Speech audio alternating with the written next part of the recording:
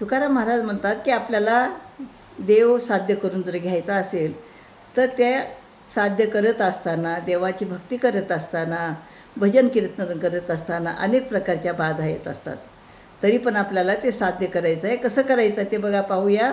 अवघे देव साध परी या अवगुणाचा बाध, म्हणून नव्हे सरी राहे एका एकदुरी, ऊस कांदा एका आळा स्वाद गोडीचा निराळा, तुका म्हणे नव्हे सरी विष अमृताचे परी. तर देव सर्व व्यापक आहे. सर्व व्यापक असल्यामुळं सगळीकडे तो आहे. पण त्या देवाला जर साध्य करून घ्यायचं असेल तर आपल्या कधी काय होतं की आपल्यामधले जे अवगुण आहेत, आळस, कंटाळा, तर ही अवगुणाची बाधा कधी आडवी येत असते आणि म्हणून आपण काय करतो, देवाचं नामस्मरण घेत नाही. म्हणून हे एकसारखे दुसरे दिसत असले तरी त्याची योग्यता एकसारखी नसते. म्हणजे आपण नामस्मरण करत असताना अगदी एकाग्रतेने करावं. आणि त्यासाठी त्यांनी काय केलं, एक उदाहरण दिलेलं आहे की ऊस आणि कांदा.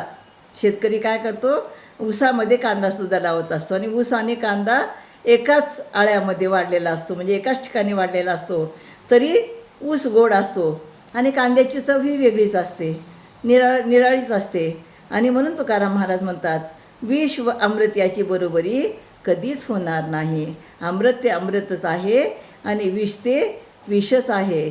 आणि म्हणून आपण सर्व व्यापक देवाला साध्य जर करून घ्यायचं असेल तर आपल्यातले जे अवगुण आहेत त्या अवगुणाला आपण दूर सारलं पाहिजे आणि देवाचं नामस्मरण केलं पाहिजे.